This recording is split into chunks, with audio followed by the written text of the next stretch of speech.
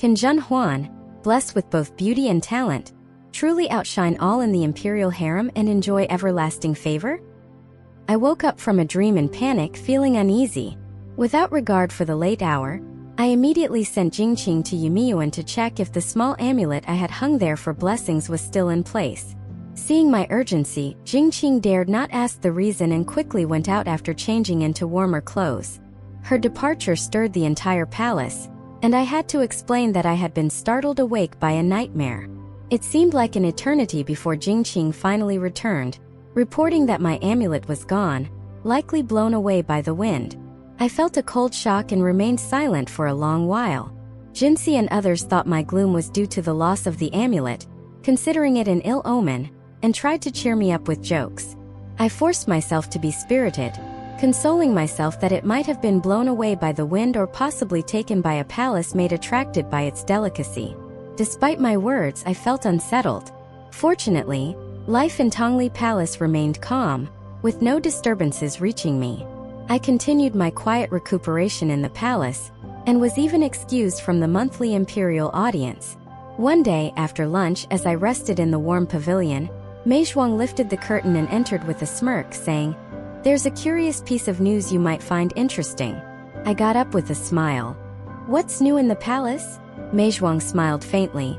"For some reason, the emperor has taken a fancy to a flower-tending palace made from Yumiyuan named Yu, and has recently made her a gungi, a low-ranking concubine. Though it's the lowest rank at the 8th level, it's still an official title compared to being a palace maid." I fiddled with the hand warmer in my lap. Emperors elevating palace maids to concubines is a common occurrence throughout history. Isn't it the same with Empress Dowager Shunchen? Mei Zhuang glanced at me and I laughed. "You're always so cautious, but now this place has become the most open for discussions." Mei Zhuang gently stroked the embroidery on her dress, slowly saying, "The emperor is quite fond of her now. Is she very beautiful?" "She's average, but I've heard she has a lovely singing voice."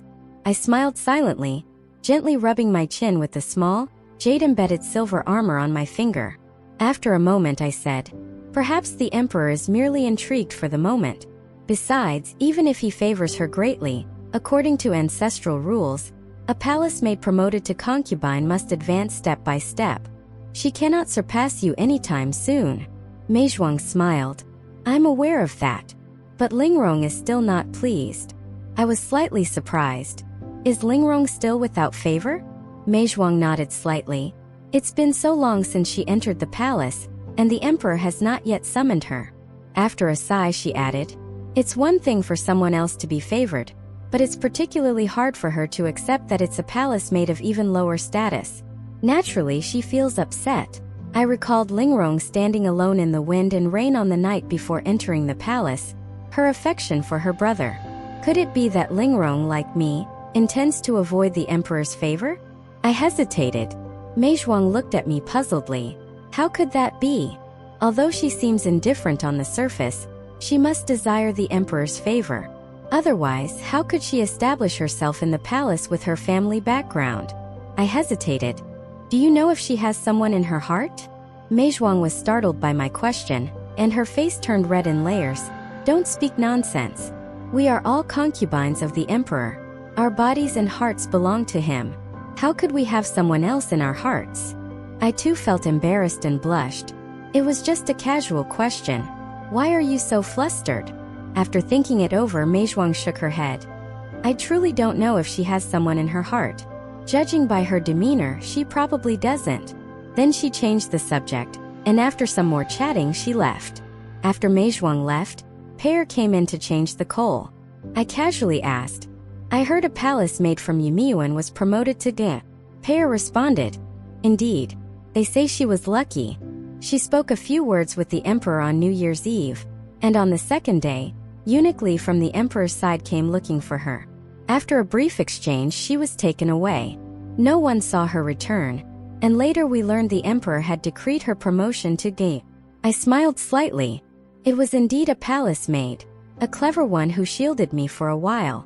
It seems the palace is never short of those wishing to leap over the dragon gate. As Jinsi came in to massage my legs and Pear left after changing the coal, leaving just the two of us, I softly said, That night, I too was at Yumiyuan. I wonder if I encountered anyone. I took a piece of candied fruit, saying, "Seen or unseen, what does it matter?" Jinsi paused briefly, then smiled. Perhaps I'm overthinking. But with all the deception and confusion in the palace, I was worried others might take advantage. I spat the pit of the candied fruit into a spittoon nearby, then said, "Taking advantage of others sometimes ends up being a boon for oneself." A month later, Lingrong remained without favor. However, Yugangi, with her cleverness and singing talent, continued to be favored by the emperor. Within a month, she was promoted twice, from a selection made to a 7th-rank Miaoying lady, and granted residence in Hongmi-gu.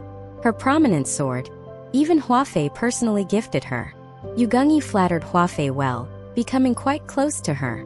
Gradually you became arrogant, even dismissive towards Meizhuang, Lu Liangyuan, and Tianggui Ren, speaking to them insolently. Even the usually composed Meizhuang couldn't help but feel annoyed. Follow us to avoid getting lost and enjoy endless exciting stories. For more content, please go to the Story Wall homepage to view more exciting novels.